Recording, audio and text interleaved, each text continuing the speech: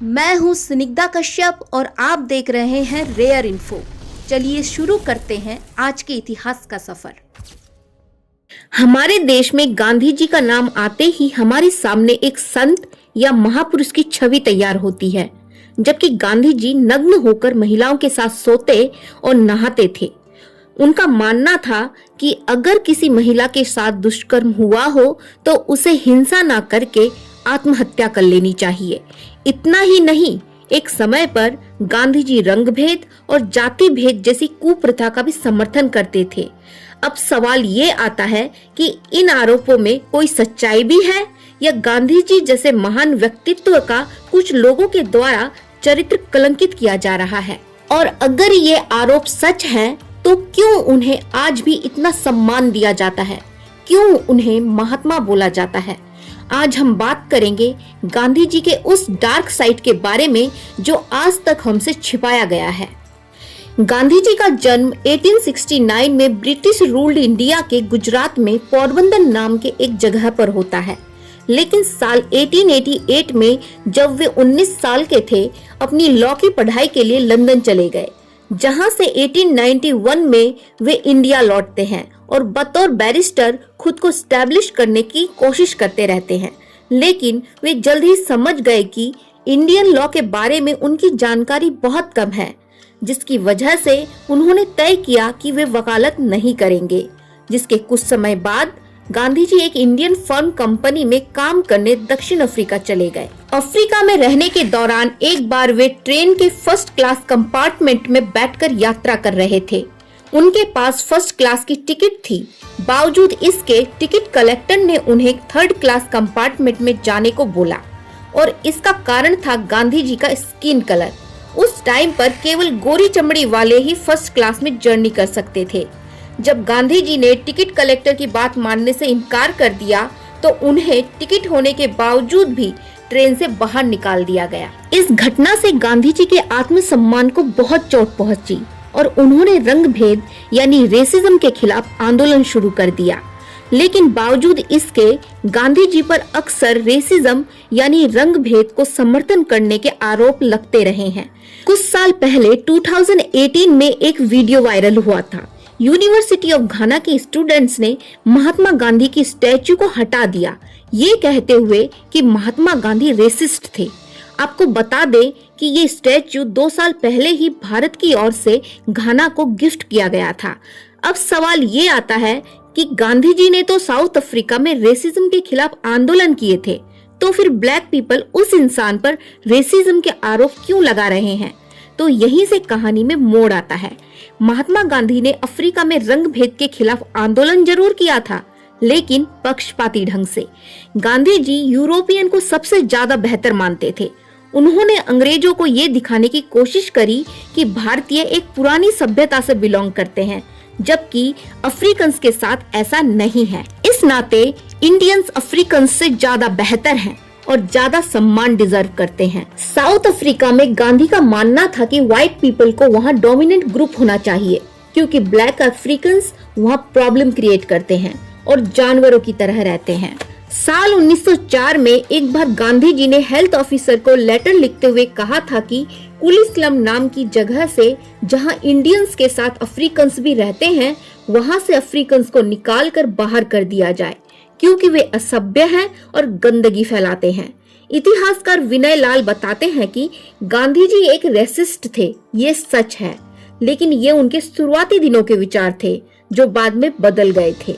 साल 1908 में गांधी ने कहा था, इंडियन और अफ्रीकन्स मानवीयता और अधिकारों में एक समान है, इसीलिए उन्हें एक समान सम्मान मिलना चाहिए। रेसिज्म के साथ ही गांधी जी पर कास्टिज्म यानी जाति भेद का समर्थन करने का आरोप भी लगता रहा है। गांधी जी इंटरकास्ट मैरिज को समर्थन नहीं करते थे।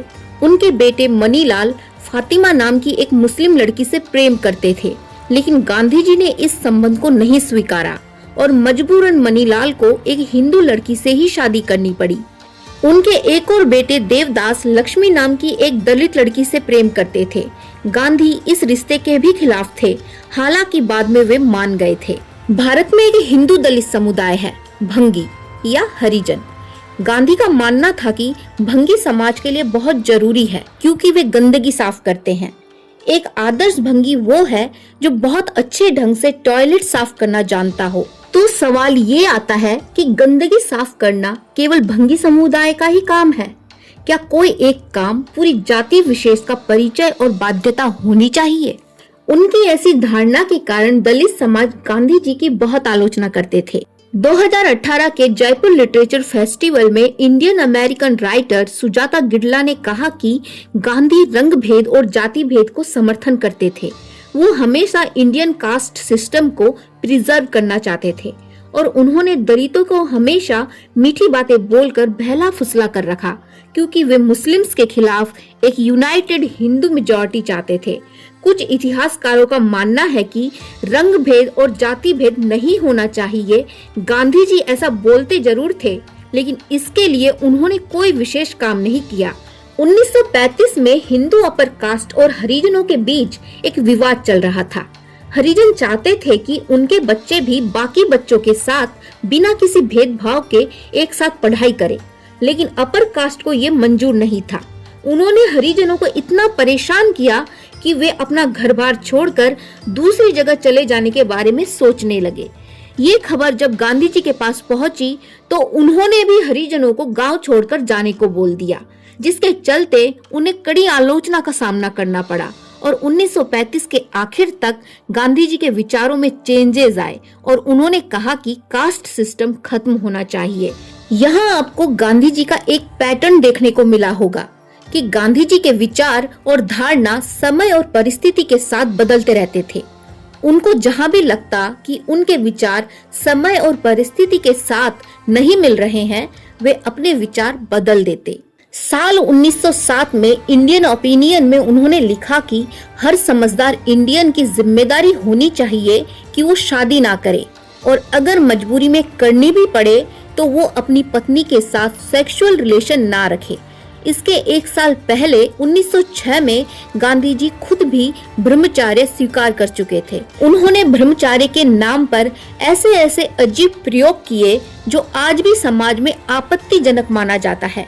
आपने गांधी जी की ये तस्वीर जरूर देखी होगी।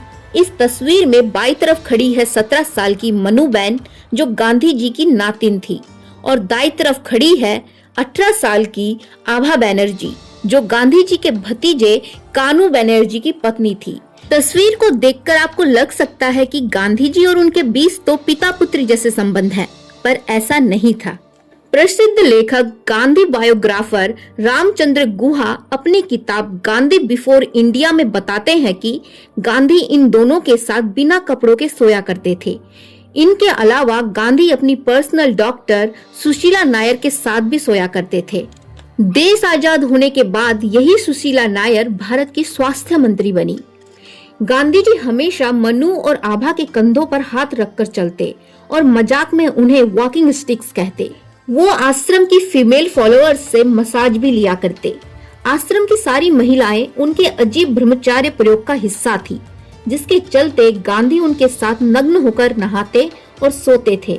और ये बातें कोई अफवाह नहीं बल्कि मनुबेन ने इन प्रयोगों का जिक्र अपनी पर्सनल डायरी में भी किया है। इसके अलावा भी गांधी जी ने अपने आश्रम में कई सारे दूसरे प्रयोग किए। उनके आश्रम में शादीशुदा जोड़ों को साथ में सोने की सख्त मनाही थी, लेकिन दूसरे लड़के लड़कियों को एक साथ नहाने दिया जाता था, पर नियम था कि वे सेक्सुअली इन्वॉल्व ना हों। इसके अलावा भी कई सारे नियम थे, जिनमें से एक नियम ये भी था कि अगर कभी किसी के मन में सेक्सुअल डिजायर आए तो वो कोल्ड बाथ ले, ठंडे पानी में नहाकर उन्हें अपनी सेक्सुअल डिजायर कंट्रोल करने में मदद मिलेगी। अब सवाल ये खड़ा होता है कि गांधी जी आखिर क्यों ऐसे प्रयोग करते थे, तो इसके बारे में भी गांधी जी ने अपने कुछ लेखों में बताया है। गांधी जी की उम्र जब 13 साल थी तब उनकी शादी उनसे 1 साल बड़ी कस्तूरबा बेन से होती है। इस शादी के बारे में गांधी जी ने अपने विचार साझा करते हुए कहा कि शुरू में शादी के विषय में उन्हें कोई समझ नहीं थी। उनके लिए शादी का अर्थ था नए कपड़े पहनना, मिठाई खाना और नाचना गाना। लेकिन शादी के बाद गांधी जी भी बाकी टीनेजर्स की तरह ही अपनी पत्नी कस्तूरबा की तरफ सेक्सुअली अट्रैक्टेड फील करने लगे। उन्होंने आपराधिक भावना के साथ माना कि जब वे स्कूल जाते थे तो उनका मन पढ़ाई में नहीं लगता था और हर समय सोचते रहते कि कब शाम होगी और वे अपनी पत्नी के साथ प्राइवेट टाइम बिताएंगे। इसके अलावा गांधी जी बतौर हस्बैंड बहुत डोमिनेंट भी थे। वे कस्तूरबा पर बहुत बंदिशें लगाते। उन्हें बिल्कुल पसंद नहीं था कि कस्तूरबा किसी और आदमी से बात करे या घुले मिले। इस बात पर उन दोनों में कई बार झगड़ा भी हुआ। कस्तूरबा गांधी ने 17 साल की उम्र में अपने पहले बच्चे को जन्म दिया, लेकिन कुछ ही दिनों बाद उसकी मृत्यु हो गई, जिसके बाद उनके और 4 बच्चे हुए, जिनका नाम था हरिलाल, मनीलाल, रामदास और देवदास। इसी वैवाहिक जीवन के दौरान एक बार गांधी जी अपने पिता के पैर दबा रहे थे, लेकिन उनका मन बार बार अपनी पत्नी के साथ समय बिताने का कर रहा था। जैसे तैसे वे बहाना करके अपने शयन कक्ष में अपनी पत्नी के पास चले गए, लेकिन तब तक कस्तूरबा सो चुकी थी। लेकिन वे अपनी वासना को नियंत्रित नहीं कर पाए और कस्तूरबा को जबरदस्ती जगाने ही वाले थे। तभी उन्हें खबर मिली कि उनके पिता की मृत्यु हो गई है, जिससे गांधी जी को बहुत आत्मग्लानि हुई और इसी पश्चाताप में साल 1906 में 38 साल की उम्र में ब्रह्मचार्य स्वीकार कर लिया था। ब्रह्मचारी जीवन स्वीकार करने के बाद कोई भी पुरुष या महिला सेक्सुअली एक्टिव नहीं हो सकते और गांधी जी ने इसी ब्रह्मचारी जीवन की दुहाई देकर महिलाओं के साथ निर्वस्त्र होकर सोना शुरू किया, ताकि वे कंफर्म कर सकें कि वे सेल्फ कंट्रोल कर पाते हैं। एक और चौंकाने वाली घटना 1944 में तब घटी जब हिंदू मुस्लिम दंगे हुए। इस दंगे में हुई हिंसा का कारण भी गांधी जी ने खुद को माना। उनका मानना था कि शायद वे अपने ब्रह्मचर्य को सही से पालन नहीं कर पाए और इसी वजह से ये हिंसा हुई। अब ब्रह्मचर्य और दंगों के बीच क्या कनेक्शन है और अपने सेल्फ कंट्रोल को जांचने के लिए अपनी पोतियों जैसी लड़कियों के साथ नग्न होकर सोना और नहाना कहाँ तक नैतिक है, अपने विचार जरूर बताएं। अब आगे बढ़ते हैं। गांधी जी के इन अजीब एक्सपेरिमेंट्स की वजह से कांग्रेस की भी छवि खराब हुई। खुद वल्लभ भाई पटेल ने गांधी जी को पत्र लिखकर इन एक्सपेरिमेंट्स पर आपत्ति जताई थी और कहा था कि आप चाहे हम पर दया करने के लिए ही सही, पर इन एक्सपेरिमेंट्स को बंद कर दीजिए। समाज के लिए ये सब ठीक नहीं है। लेकिन गांधी जी ने अपने इन एक्सपेरिमेंट्स को कभी नहीं छिपाया। 6 मार्च 1945 को उन्होंने अपने आश्रम के मैनेजर मुन्नालाल शाह को एक लेटर लिखा, जिसमें उन्होंने बताया कि आभा मेरे साथ 3 रात सोई है, कंचन मेरे साथ 1 रात और बीना का मेरे साथ सोना एक एक्सीडेंट कहा जा सकता है।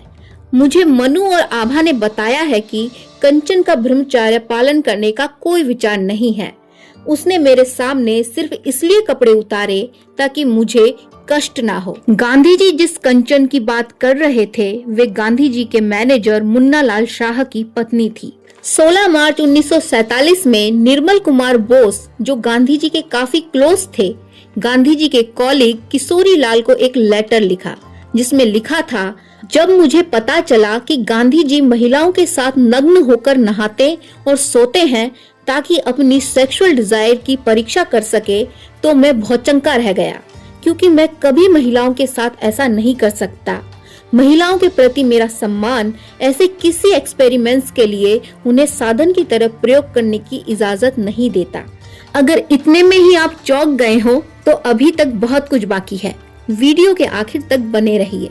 गांधी जी का मानना था कि जिस लड़की का बलात्कार हुआ है वो अपनी पवित्रता और मानवीय मूल्य खो चुकी है और उसे जिंदा रहने का कोई हक नहीं है। ऐसी लड़की के माता पिता अपनी सामाजिक मान सम्मान बचाने के लिए खुद भी उसकी हत्या कर सकते हैं, ये भी न्यायोचित है। इसके अलावा गांधी जी का मानना था कि महिलाओं को पीरियड इसीलिए होते हैं क्योंकि उनकी सेक्सुअल डिजायर उनकी आत्मा को डैमेज कर देती है। एक बार American birth control activist Margaret Sanger ने जब महात्मा गांधी से बात करी तो वो भी शॉक्ड हो गई। गांधी जी बोले कि सेक्स पाप है और शरीर के लिए नुकसानदेह है और इसे केवल बच्चे जन्म देने के लिए ही प्रयोग में लाना चाहिए। इसके अलावा सेक्स को अवॉइड करना चाहिए। Gandhi ji birth control tools जैसे कॉन्ट्रासेप्टिव पिल्स इन सब तरीकों को भी गलत मानते थे। उनके अनुसार अगर लोगों को आसानी से बर्थ कंट्रोल टूल्स का एक्सेस होगा तो वे बेझिझक सेक्सुअली एक्टिव होंगे। Former Indian army general GD Bakshi ने एक बुक पब्लिश की थी जिसका टाइटल था Bose and Indian samurai, Netaji and the INA। अपनी इस किताब में जीडी बख्शी ने British PM Richard Clement Attlee और बंगाल के गवर्नर जस्टिस PV चक्रवर्ती के बीच हुई एक कन्वर्सेशन को कोट किया है। 1956 में ब्रिटेन के पीएम एटली भारत आए हुए थे और कोलकाता में रुके थे। ये वही पीएम थे जिन्होंने इंडिया को इंडिपेंडेंस ग्रांट की थी और PV चक्रवर्ती उस समय कलकत्ता हाई कोर्ट के चीफ जस्टिस थे और एक्टिंग गवर्नर भी थे। उन्होंने RC मजूमदार की बुक हिस्ट्री ऑफ बंगाल के पब्लिशर को लेटर लिखा कि जब मैं एक्टिंग गवर्नर था तो मैंने पीएम एटली को बिना बातों को तोड़े मरोड़े डायरेक्ट पूछा कि साल 1947 में गांधी जी का भारत छोड़ो आंदोलन भी सॉफ्ट पड़ने लगा था और दूसरी भी ऐसी कोई वजह नहीं थी कि अंग्रेज भारत छोड़े, तो फिर क्या वजह बनी कि उन्होंने इंडिया को फ्रीडम दी। उनकी बातों का जवाब देते हुए ब्रिटिश पीएम एटली ने कई रीजंस गिनाए, जिनमें सबसे मेजर रीजन था सुभाष चंद्र बोस की मिलिट्री एक्टिविटीज और 1946 का royal Indian navy revolt. PM ने बताया कि इस रिवॉल्ट के कारण मिलिट्री की वफादारी ब्रिटेन के प्रति कम हो गई थी और इसी डिस्कशन के आखिर में जब पीएम एटली से पूछा गया कि गांधी जी के एक्शंस ने किस हद तक ब्रिटिशर्स को भारत छोड़ने के लिए बाध्य किया, तो पीएम एटली ने मुस्कुराते हुए जवाब दिया, मिनिमल, यानी बहुत ही कम।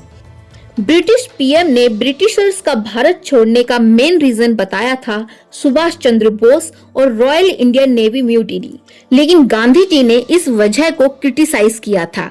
साथ ही कांग्रेस के दूसरे बड़े नेताओं ने भी इसे नकारा था। इस वीडियो का मकसद गांधी जी की छवि को धूमिल करना बिल्कुल नहीं है। हमारे देश में गांधी जी का बहुत बड़ा योगदान रहा है जो हम सब मानते हैं, लेकिन अगर किसी व्यक्ति के 6 अच्छे कामों के बारे में हमें पता है तो उन 4 कामों के बारे में भी पता होना चाहिए जो आपत्तिजनक है या सवालों से घिरे हुए हैं।